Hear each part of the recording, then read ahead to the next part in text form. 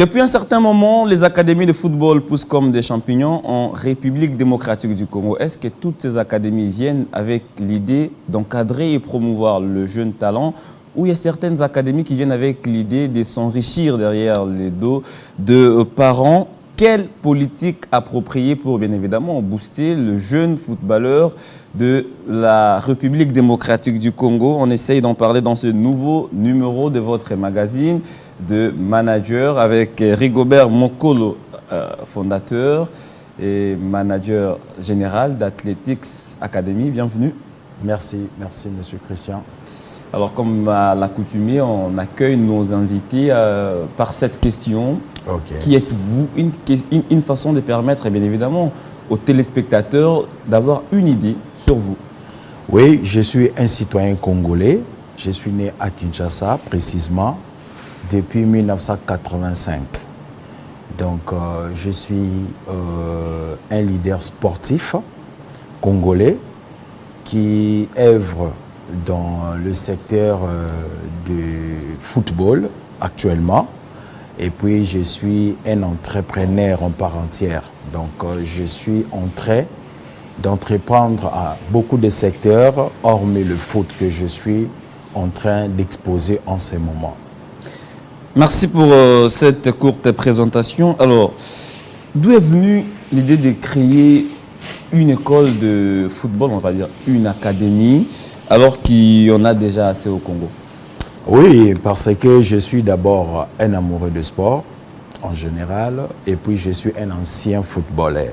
Donc, j'ai pas pu faire une carrière très longue en étant joueur, et tellement il y a plus de l'amour dans ça, je me suis senti capable de prolonger la vision de cet amour-là à l'encadrement de la jeunesse. Donc, transmettre la connaissance, le talent que Dieu m'a donné dans le foot sur l'encadrement de la jeunesse. Donc, c'est ça. Donc, je suis un ancien footballeur. Vous pouviez aussi rallier d'autres académies qui existent déjà pour essayer d'apporter votre expertise. Pourquoi créer votre propre académie alors que, comme je le disais tantôt, il y a déjà des académies qui ont fait des noms dans ce pays? Oui, on a eu une maladie, ça faisait déjà beaucoup de temps, parce qu'aujourd'hui, bien sûr, il y a beaucoup des académies, mais on ne sent pas l'impact positif par rapport à la prévoyance de l'avenir du pays, parce qu'actuellement, nous sommes en train de souffrir de l'encadrement et puis de la préparation de pépinières de la jeunesse. Vous voyez, donc on devait ramener ce qui manque exactement dans le sport. Donc c'est ça la vision. Ramener ce qui manque dans le sport, comme quoi exactement? Puisque oui, vous n'allez pas inventer quand même la roue. Elle a déjà été inventée, elle existe déjà. Mais quand on parle de sport, le sport, ça se joue dans de différentes dimensions. Vous voyez, même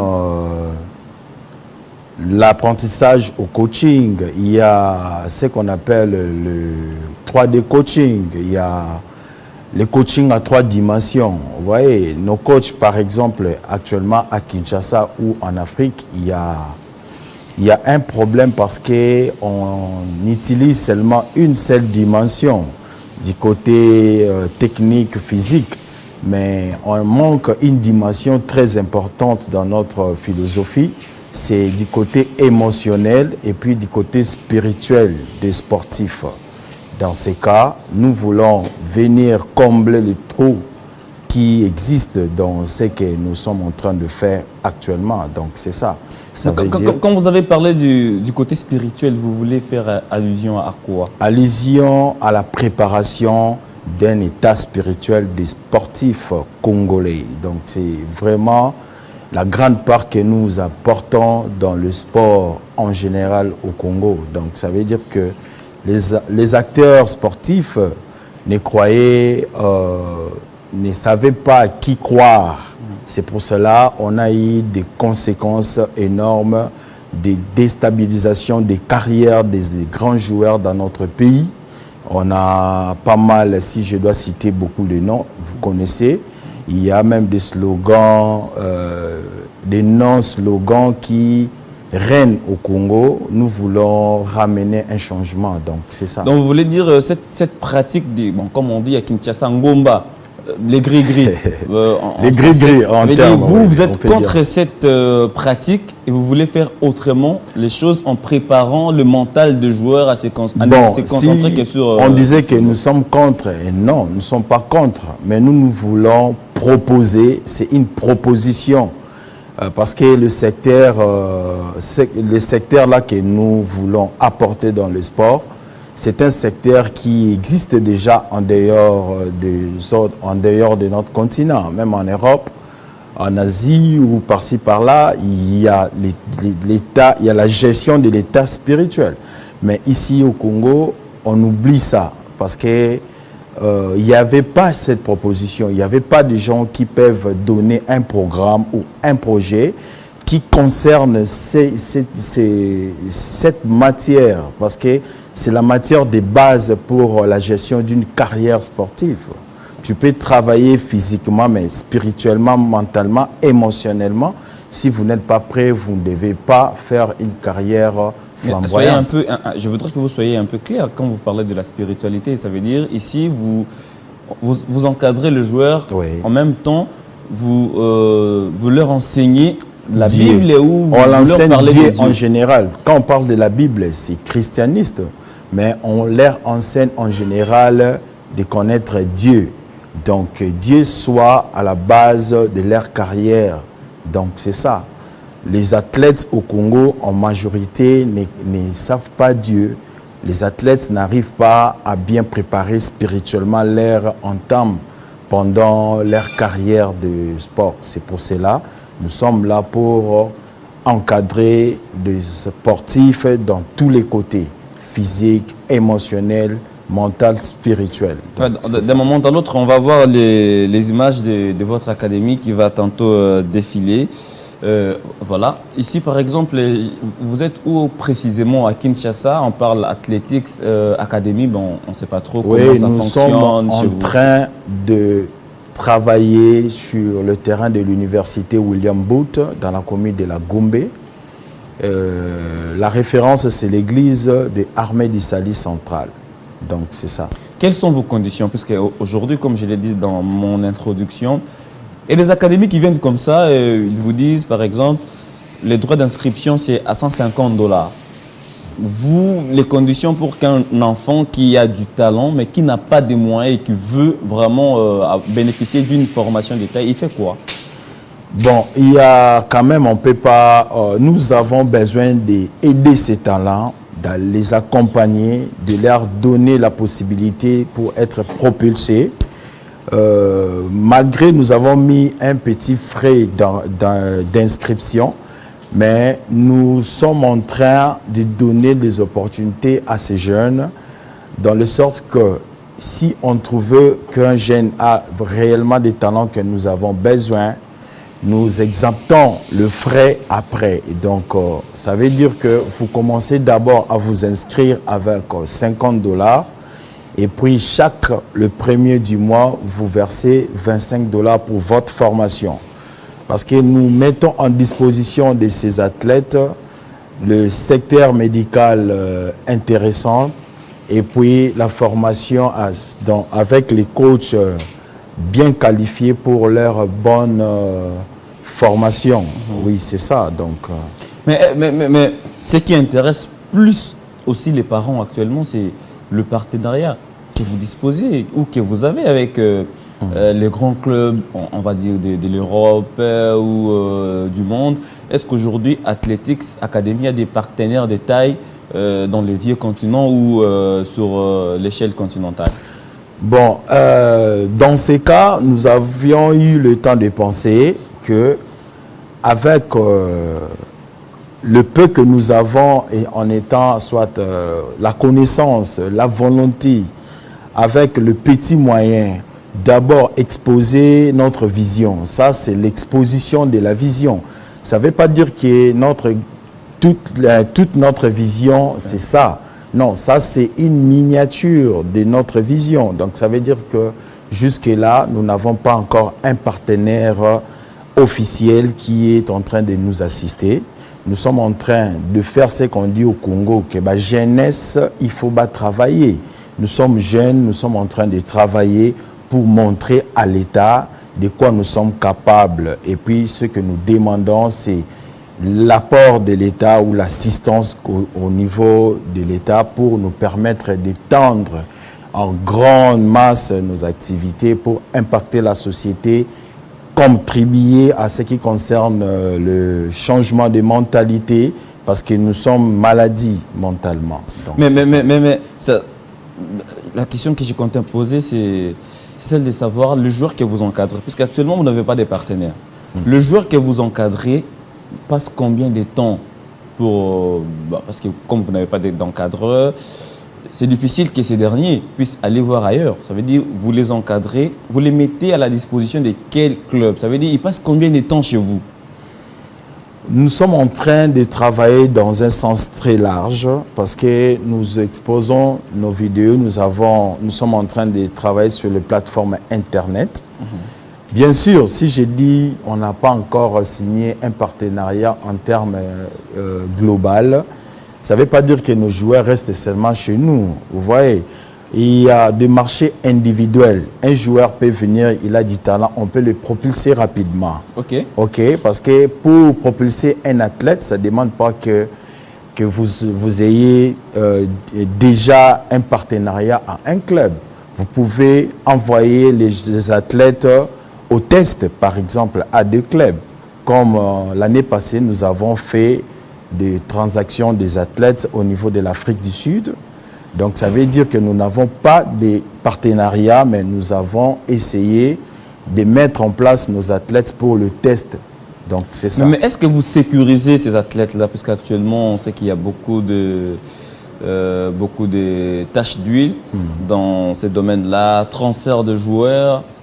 Dès la base, déjà, vous sentez que les documents ne sont pas vraiment clairs ou bien, on va dire, fignolés. Est-ce que vous travaillez aussi sur cet aspect des choses pour essayer de sécuriser la carrière de ces joueurs-là? Effectivement, la FIFA a mis en place un système qui est appelé FIFA Connect. Avec FIFA Connect, ça nous permet de protéger les joueurs d'une manière large, ça veut dire à l'international, parce qu'avec le licence de FIFA Connect, nous avons la possibilité d'avoir un seul numéro matricule international qui est incontournable. Donc, c'est déjà très bien fait à ce niveau. Les entraînements se passent comment? Oui, nous sommes en train de travailler à des ateliers parce que quand les athlètes arrivent, nous faisons la détection d'abord des talents parce qu'on doit savoir les talents des joueurs pour préparer selon les catégories. Donc, c'est ça, nous sommes en train de travailler, des ateliers. En général, on appelle ça clinique de sport. Donc, en particulièrement, à chaque discipline, il faut faire le clinique pour tirer les talents que le joueur a. Et puis, vous allez savoir à quel niveau vous allez exposer le joueur. Peut-être l'avant-dernière question. Aujourd'hui, si un club, je donne l'exemple de Dubaï, puisque beaucoup d'académies ont les yeux rivés sur Dubaï ou les Émirats Arabes Unis. Si un club venait par exemple de Dubaï et vous sollicitez un partenariat, est-ce que vous allez être ouvert ou vous allez accepter? Oui, on peut accepter, mais le partenariat que nous voulons, ce n'est pas avec un club. Nous voulons un partenariat avec notre fédération au Congo, notre gouvernement, c'est ça. Vous voyez, parce que nous voulons travailler en partenariat avec notre État pour contribuer un peu. Comme on le voit par exemple au Sénégal avec la génération foot, ou l'État congolais. Voilà, c'est vrai que ça reste une école de foot privée, mais l'État, j'ai parlé de l'État congolais, mais l'État sénégalais met des moyens pour permettre à cette académie de pouvoir bien encadrer le jeune. Et ces derniers sont vraiment, on va dire, une ressource ou une pépinière pour l'équipe nationale. Effectivement, parce que notre besoin, c'est travailler pour le changement. Vous voyez, si on faisait le partenariat avec un club étranger, donc c'est là on va faire ça juste pour l'intérêt de l'extérieur, mais nous voulons, comment est-ce que je peux dire, approvisionner même le club ici. On a Vita, on a Imana, on a Mazembe, on a beaucoup de clubs. Nous pouvons travailler en partenariat avec la fédération pour propulser le jeune dans nos clubs, faire la valeur de nos clubs au niveau de l'Afrique.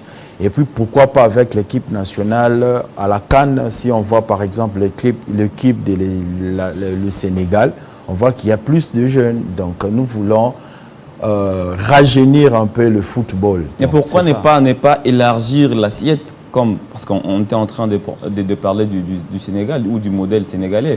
Ça veut dire, à part le fait que l'État apporte quelque chose, mais ces académies-là travaillent souvent, je prends le cas de Génération Foot, qui travaille en collaboration avec le FC Metz en France. Ça veut dire le jeune joueur qui sort par exemple de l'académie Génération Foot ont cette possibilité d'aller jouer d'abord en France en attendant de recevoir d'autres marchés. Pourquoi ne pas élargir cette assiette malgré le fait que vous tendez la main ou vous sollicitez l'appui du gouvernement congolais, mais avoir aussi des partenariats ci et là, question voilà, de vous faire un peu plus. Oui, on ne refuse pas, on peut faire un partenariat, mais notre académie est créée pour le besoin congolais. Nous sommes congolais, on sait ce qui se passe actuellement au Congo dans le secteur des sports.